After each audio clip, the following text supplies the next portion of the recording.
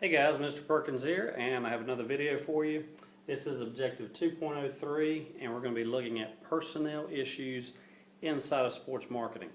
So, number one, employees are the face of the company. So no matter what organization you work for, whether it's sports or a regular company, if you're an employee there, you represent that company. So when you go out in public, people are looking at you. That's what I mean by the face of the company. So people know you work for AT&T or they know you work for West Rowan High School.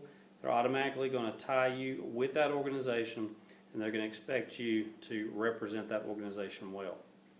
Employees should, number one, make decisions that are a positive reflection on the company. So again, when you go out in public, you have to make good decisions as an employee, because there are people out there that have gotten fired because they've done stuff that just didn't make sense. They've done dumb stuff, made poor decisions, and I heard of one particular story where somebody put something on Facebook, made a comment about their employer, and well, the employer found out and they lost their job. So you have to be careful. You have to know that as an employee, you represent that company. So let's look at how that directly correlates with actually being an athlete. So if you're an athlete, what should a company provide for their employees in general? Whether you're an athlete, with a pro organization, or with a company as an employee. Well, number one, a company should provide benefits and compensation. And when we say compensation, we mean a paycheck. Okay. Also, you should be able to collaborate with each other. That is, do teamwork. When you get into the private sector and you're working for a company or an organization, you'll be doing a lot of teamwork.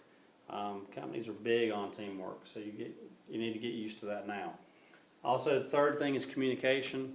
Email, texting, phone calls, all that type of stuff is definitely involved in the business world. Internal rewards, good companies, if you can find a company that's willing to pay out bonuses, they're willing maybe to send you on a trip somewhere, whatever that internal reward is. Maybe they just take you to a restaurant, give you a gift certificate, who knows. But there's things that companies do for the employees, and there are some good companies out there that do a lot of those type of internal reward things. Training also is important, professional development. Like me as a teacher, I have to go do so many credit hours a year to be able to keep my teaching license. And I usually do that in the summertime when I go to a teacher conference, and it's usually in Greensboro. So these are things that companies provide for their employees. If you can find all these in a company, hey, you probably got a good company to work for there. All right, next slide.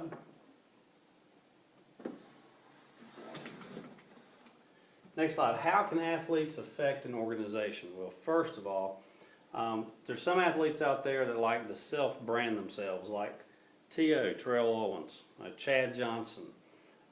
Self-branding is becoming more and more popular, and some organizations are okay with that, and some organizations are not okay with that. I think the NFL is a little more open to that type of thing, and the NBA, but then there's other sports organizations that really frown on it. So an athlete has to know, what the rules are and what their teams expect of them. Also, athletes can affect the organization through consumer influence. Now, I gave you an example here of Cam Newton. If Cam Newton is sitting on the sidelines with a Gatorade towel on his head and drinking Gatorade, do you think that Gatorade sales are going to increase? Probably so. Because Cam Newton's been pretty successful. He looks like he's going to, do even more in his career. So he has a lot of influence on the purchase of Gatorade. Also, agents representing athletes. Athletes need those agents to represent them, so they can go in and do contract negotiations, which I also have it here on the board for the athlete, and to make sure the athlete behaves, make sure the athlete does the right thing. There are some athletes that are so difficult that they have to have what they call handlers, and a handler is a person who takes care of a difficult athlete and makes sure that that athlete makes good choices and makes good decisions. Sometimes that handler actually goes all over the place and travels with the athlete to keep them in line, if you know what I mean. Collective bargaining is also a part of this. So when we're talking about contract negotiation, that leads us into collective bargaining. And collective bargaining gives players the right to organize themselves. So gives the players the rights to come together and organize as a group and say, hey, this is what we're looking for. This is what we need to do our job. You know, these are the perks or the benefits that we would like to have. So that's why you see collective bargaining out there. And another reason collective bargaining exists is because athletes want to get their share of the profits. You know, the owners are making a lot of money, so the athletes feel like they should make a lot of money too. Can't really blame them.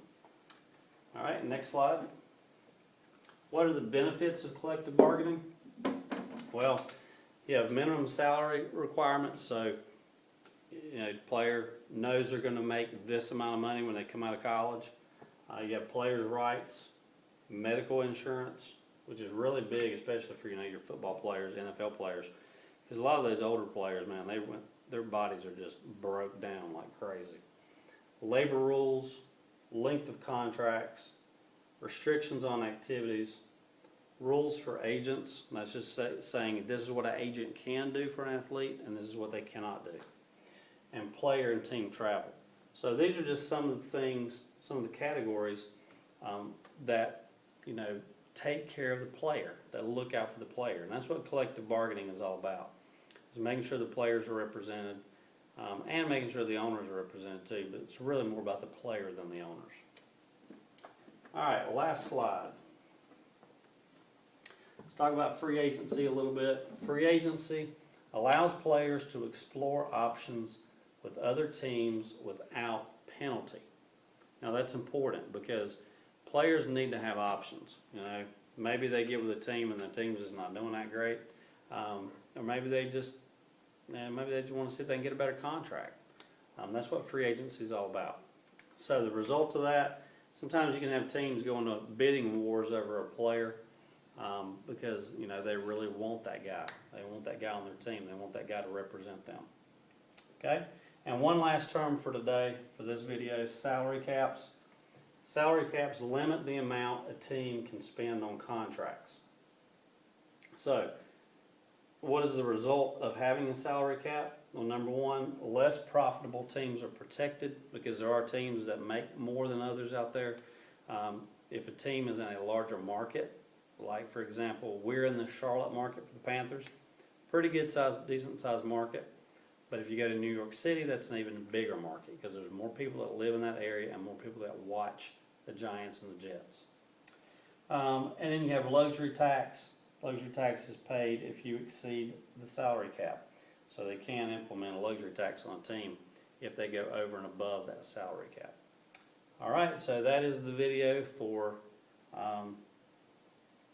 today. Again, put this information in your notebook and pause, rewind, do whatever you need to do, and we'll see you on the next video. Bye.